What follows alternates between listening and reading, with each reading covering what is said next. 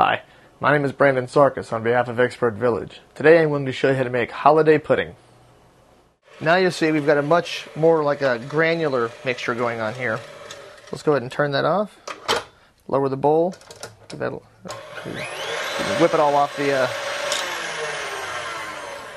Doing that shakes a lot of the stuff off the whip attachment.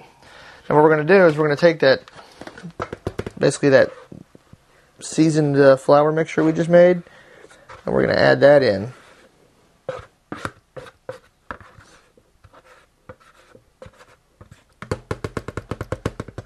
But we're not going to use all of it. We're going to leave just a tiny bit, just enough.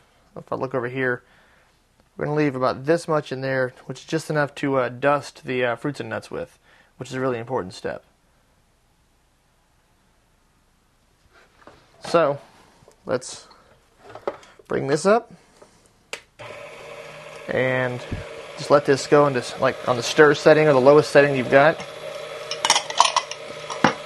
And we're going to let this do its thing for, a minute or two. And scrape away, scrape down the sides of the bowl, make sure all that mixture gets back in there.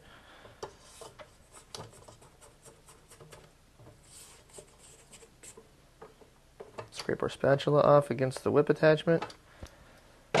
Raise this bowl back up.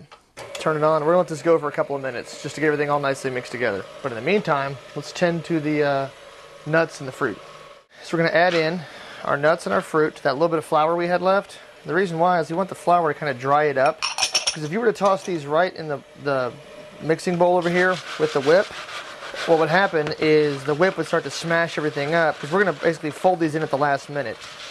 And if you don't coat them with flour, they won't become part of the mixture. They won't really adhere very well. And that's very, very important that they, don't separate out from the rest of the pudding mixture. So basically you just sit here and just stir them around, make sure everything's nicely and evenly coated.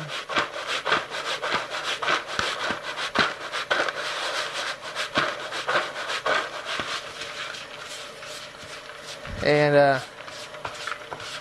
that's really all you have to it. Now, there's no real measurement for how much flour you leave, but somewhere in the neighborhood of a couple of tablespoons, or that should be plenty to cover everything. And you can see now everything's nicely evenly covered with a layer of flour. And what that flour is going to do is when it hits the moisture of the batter, it's going to cause it to basically stick to what it's doing.